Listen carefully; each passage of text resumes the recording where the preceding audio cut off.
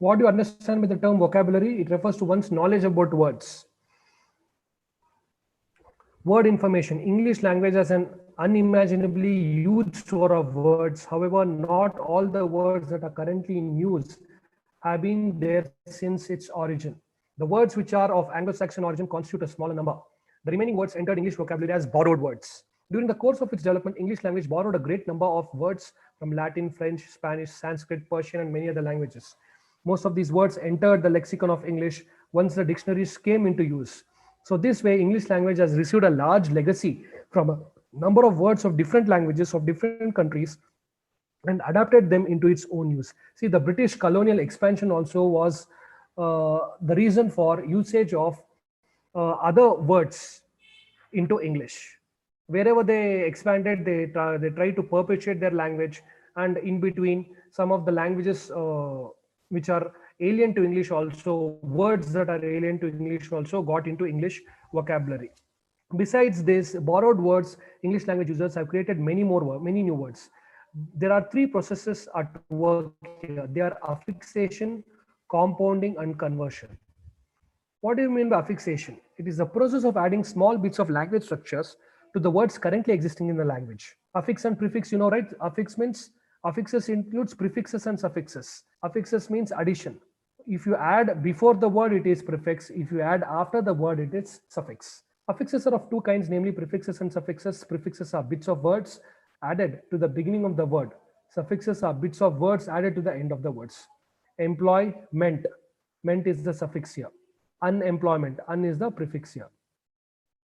So again, you have various types of suffixes and prefixes here. Then you have compounding. Compounding may be said to be a process of forming new roots for words. Bed and clothes. See, both are different words. Here there is no prefix or suffix. Totally a different word is added. White paper. White is refers to color, paper refers to something or object. So white paper. This is compounding, adding two different things. If you are just modifying the original one by prefixing or suffixing, that is affixation. Compounding means you add a totally new word. A compound word, as you can see in the examples, is a word made up of wholly of two or more parts, which can also occur independently as words. Compounding can accordingly be described as the process by which words are combined to form another word. Thus, like affixation, compounding is a process of word formation. The new words which result from compounding are not only listed separately in dictionary, but they also take prefixes and suffixes and have independent meaning as well. In every respect, they behave as independent words and not merely as combination of other words. When two words are combined to form a compound word, they lose their independent entities and become parts of a new word. That's what I said. Two words, for example, bed, clothes. Bed conveys a different meaning and clothes conveys a different meaning independently. When you club it, they both give a new meaning. That is what is mentioned here. The new word functions as a single word, even if sometimes it is written as two words. Generally speaking, the part of speech of the whole compound is the same as the part of speech of the rightmost word of the compound, which is termed as the head of the compound. For example, the rightmost member of the compound, high chair, is a noun. Hence, the whole compound is a noun. Then classification of compound words. All compounds are classified according to the part of speech to which they belong. This step in classification reveals that the majority of English compounds belong to the category of nouns. A smaller number belong to the category of adjectives. The smallest number belongs to a category of verbs, and most of them are formed by a process of word formation, which is known as back formation. Thus, the first step of classification produces three kinds of compounds, where you are adding nouns together, noun compounds, adjectives together, adjective compounds, and verb compounds, where verbs are used together. So this is further classification. Bed is a noun, clothes is a noun.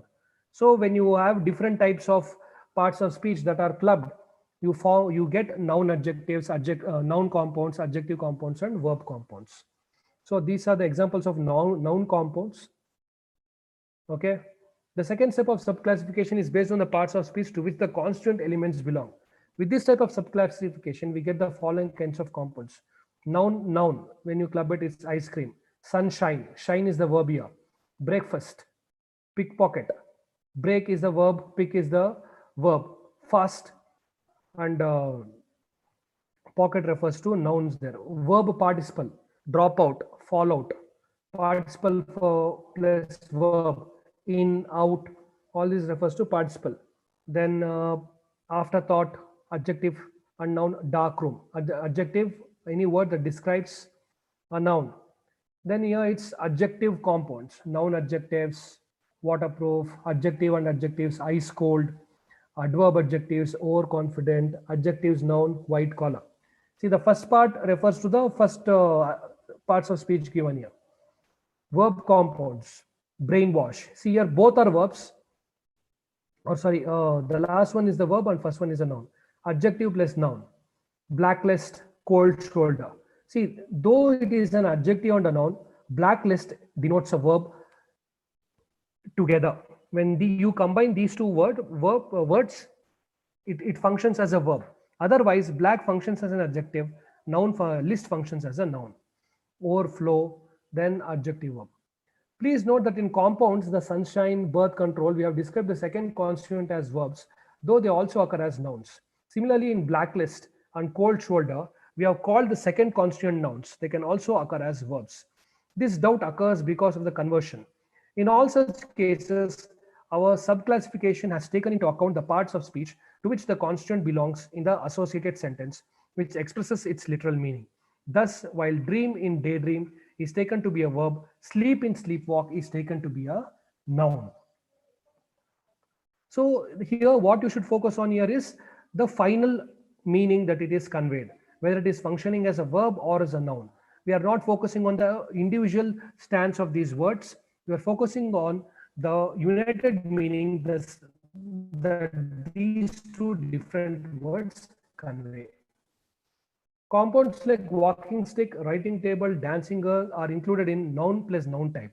This is because walking, writing, and dancing are gerunds or nouns formed from verbs and expressing actions or states. Gerunds refers to a verb noun. If I say I am speaking now, or instead of that, if you say reading is my hobby, what is reading here? Is reading am I using reading as a verb here? I'm using reading as a noun. That is a gerund. Are you able to identify the difference? Reading is my hobby. I am reading now. In the second sentence, I am reading now. Reading is a verb there. In the first sentence, reading is my hobby. Reading is used as a noun there. That is called as a gerund. The meaning of gerund plus noun compound can be expressed in the same way as the meaning of noun plus noun compound. A walking stick is a stick for walking, just as a towel in towel for bath. Similar compounds like man-made are treated as adjective compounds of noun plus adjective type. The reason is that in such compounds, the second element is a past participle, which is a verb form used as an adjective. For the same reason, compounds of the type breathtaking, heartbreaking, God-fearing are also treated as noun plus adjective compounds, while long-awaited, newborn, good-looking, everlasting, etc. are treated as type 2b, adjective plus adjective, or as type 2c, adjective plus adjective, as the case. You need not worry about the technical aspects. They will give you the word and you may have to identify what word is it, to which parts of speech does this word belong to. You need not worry about this 2b type or 2c type. You should just know if a word is given, whether it's like that. Is dry clean? What is it? What is dry and what is verb, they may ask. Conversion. Conversion is similar to the process of derivation. Conversion is the derivational process whereby an item changes its word class without the addition of an affix. For example, the verb release, as in they released him, corresponds to a noun release, as in they ordered his release. Look at the following example of the conversion. He is an intellectual person. Intellectual is an adjective. He is an intellectual, noun. Then, in both these cases, sentences, an adjective has been converted into a noun. Intellectual and progressive. See here, he is progressive in his thinking. Here, progressive is used as an adjective. Similarly, intellectual is used as an adjective in the first sentence. Whereas in the second sentence, he is an intellectual. Here, that adjective is transformed into a noun. That is what is meant by conversion. The same holds good with progressive also. Intellectual and progressive are originally adjectives which modify nouns, but in the second sentences, they have been turned into nouns. When a word belonging to one part of speech is converted into another word in such a way that it shows all the characteristics of another part of speech, we call it a case of full conversion. The nouns intellectual and progressive represent cases of full conversion, since they show all the characteristics of nouns. Look at the following examples. The poor are getting poorer, the rich richer. In this sentence, the word poor and rich, which are originally adjectives, are used as nouns. However, the words poor and rich do not show all the characteristics of nouns. First, they can only be used with the determiner the, which must occur. Secondly, they only have a plural reference and there is no singular form. That is why they are treated as cases of partial conversion. Study the following words that come under conversion. Verb nouns, stative verbs to nouns. State, doubt, love. From dynamic verbs, event or activity, laugh, walk. Object of 5, that which is answered, catch. Sorry, it's object of verb. Then it is subject of verb, bore. Someone who bores is boring, cheat. Instrument of verb, cover, something that covers things. Wrap. Manner of verb plus ing, throw, talk. Place of verb, written, turn. So verb becomes a noun here in these examples. Here adjective becomes a noun. Miscellaneous examples are daily newspapers.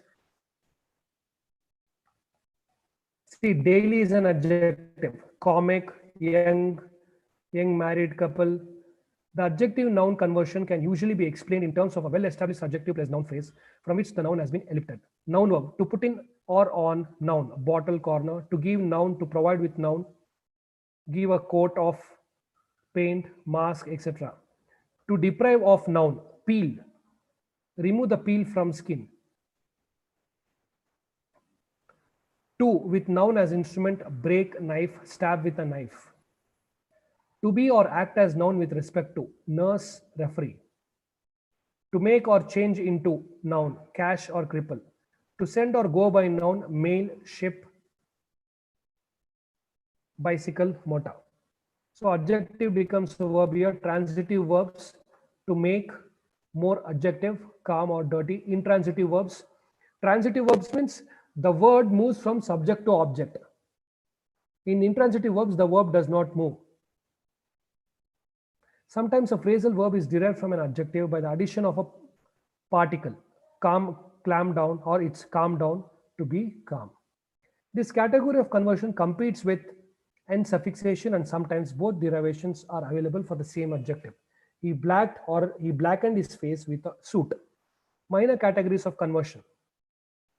Conversion from closed system of words to nouns. This book is a must for students of aerodynamics. Closed system of words to nouns. Then conversion from phrases to nouns. Whenever I gamble, my horse is one of the also rans. That is one of the horses which also ran but was not among the winners. Conversion from phrases to adjectives. And under the weather feeling, I feel very under the weather, that is indisposed. The phrase is transformed into adjectives. Phrase itself is used as an adjective. Conversion from affixes to nouns. Patriotism and any other isms you would like to name. Isms is an affix. It is used as nouns here. Change of secondary word class. Non-count to count. 2 coffees. Some pains are more lasting than others. A difficulty. Countable nouns to uncountable nouns. A few square feet of floor. Then proper nouns to common nouns. Proper nouns means names specific to individuals. It is used as common. A member of this class typified by noun. A Jeremiah, a gloomy prophet. For example, you say he is the Gandhi of our class. So Gandhi is a proper noun, but it is used as a common noun to talk about honest people. A person, place, etc. There are several Cambridges, places called Cambridge. The product of noun or sample of collection of nouns work. A Rolls Royce, a car manufactured by Rolls Royce. A Renoir, a complete Shakespeare. Something associated with noun. Wellington's, a sandwich. Stative, dynamic. He is being a fool. Change of secondary word class verbs. It moves from intransitive to transitive. Cause to verbs, run the water. Transitive, intransitive. Can be verb plus ed. Your book reads well. To verb oneself. Have you washed it? Washed yourself. Here they are talking about the final meaning. To verb someone or something. We have eaten already. To be plus verb plus ed. The door opened. Open is the verb, ed is added. Intransitive, current meaning he lay flat. Resultant meaning he fell flat. Intensity or intransitive, the milk turned sour. Monotransitive to complex, current meaning we catch the meng. Resultant meaning I wiped it clean. Change of secondary word class adjectives. Non-gradable to gradable. I have a very legal turn of mind. Stative to dynamic. He's just being friendly, acting in a friendly manner. So here they may give, so since it's objective type, they may not give such type of questions. Even if they give, there will be options. Based on the options, you may be able to identify. So even after the exams also, I think if you people can solve these exercises, it will be very helpful for you.